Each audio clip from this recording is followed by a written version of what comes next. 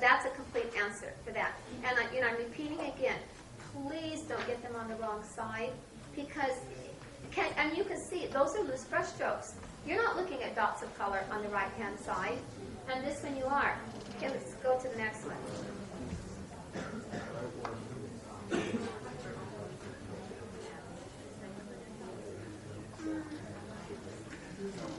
Five minutes out of your time tonight or tomorrow and put them in the squares, because I think you'll remember it easier that way. But those are all the answers. So who is the winner? Maya Ying Lin. You find her in your textbook, in your packet, on page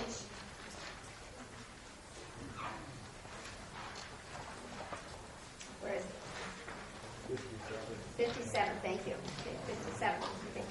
How many of you read her intent, which is written on that page?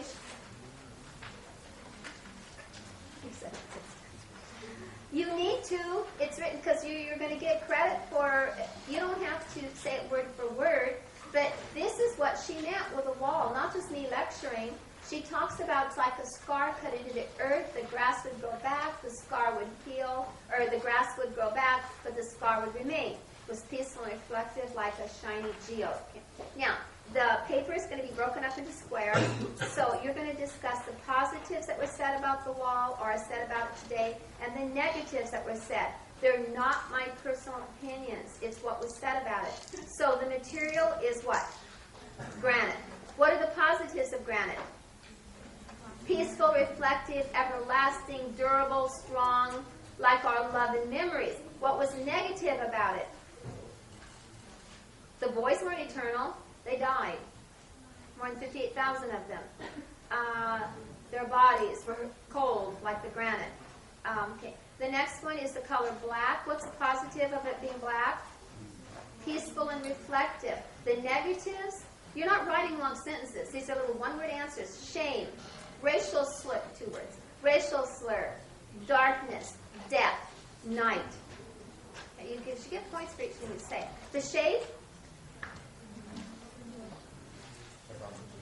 It's a V. Okay. The positives, like an open book, like a chevron on the uniform.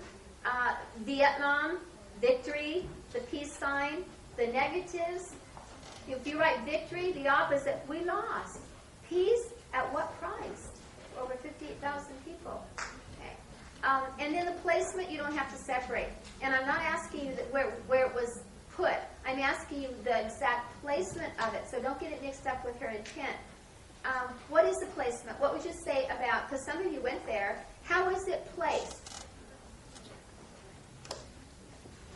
Those of you that went there, how is it placed? You've seen the images.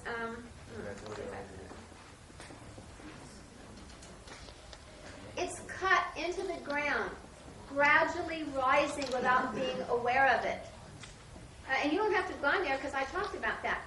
You're walking along, you don't realize that it's getting higher and higher and higher. And then the awareness comes and it hits you like a punch in the solar plexus. And then it gradually goes down. It's brilliant because it's like the war. What's the key word to use? Escalation. So make sure you clarify that so I know that you know.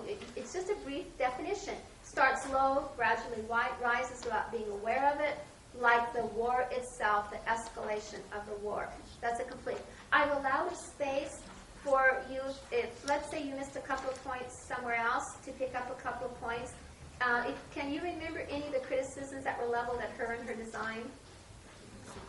Oh, they accused her of not being American, and where was she from? Ohio. Okay. They accused her of, because she was Asian, but they said it was terrible that an Asian won because we fought the Asians. I mean, people said terrible things. That it was too abstract, that it was Asian in aesthetics. Today, it's one of the most beloved monuments there is. So you're going to just fill in those squares very quickly, not writing a long essay. Okay, who is this? And what page do you find this? Okay, this is 39. Okay. Now, evolutionary in the art world.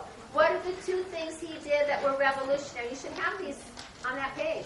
What's the first thing? Yes. Okay, so somebody, because you're on top of everything. What about somebody in the middle? What did he invent? Tenebrism. You have to define it. A violent contrast of lights and darks. What is the second reason he's so revolutionary? He takes his religious subject matter and puts it on a very human level. You don't have to write a dissertation or go to the library and research Caravaggio. You saw that he puts his saints on a very human level. He shows them with dirty feet. He showed Christ with dirty feet. He shows the apostles with dirty feet. He puts them in taverns, which would have horrified the church at that time. So he's really bringing religion down to an extremely human level. That's all you have to say to that. Okay, I'll have to do this one later. Okay. Now, the one that I'm going to put on the back of your test, who's the artist?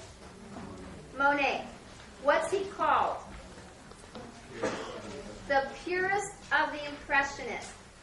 What are three major aspects of? He dissolves solid form.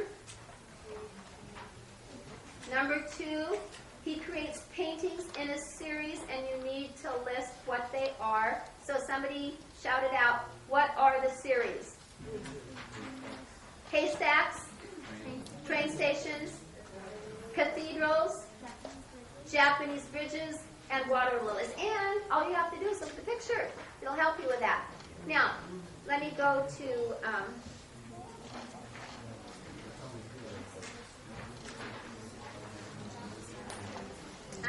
I don't have it on here.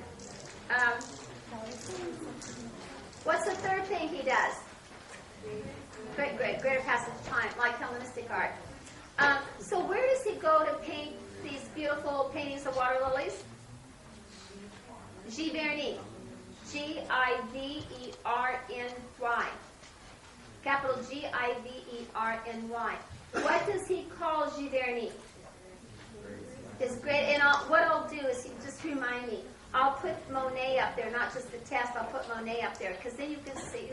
Stop and look at the images because it gives you the answers.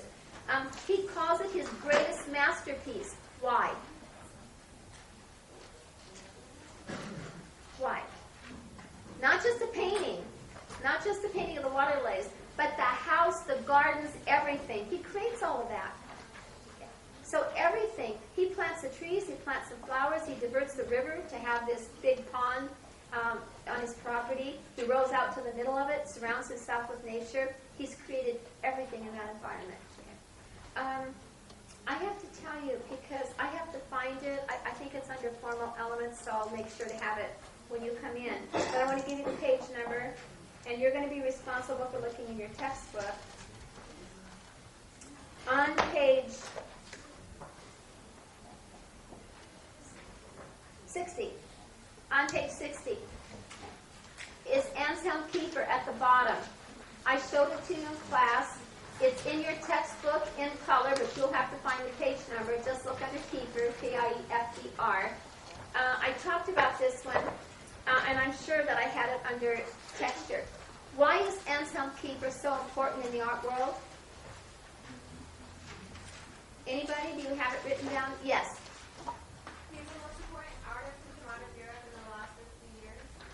Good. We did talk about this in class. He is the most important artist to come out of Europe in the last 50 years. And I'm asking you this, not that we spent a lot of time on him, but because almost everybody we talk about in this class is dead. There are very few people who are still living. I wanted you to at least be able to walk away knowing an artist that's alive today that's considered the greatest. So, Anselm Kiefer, German. Okay. Last 50 years. Last 50 years. Okay. What are three reasons for color? What? Yeah, everybody should get the first one right away. What page do you find the answers? Look under color.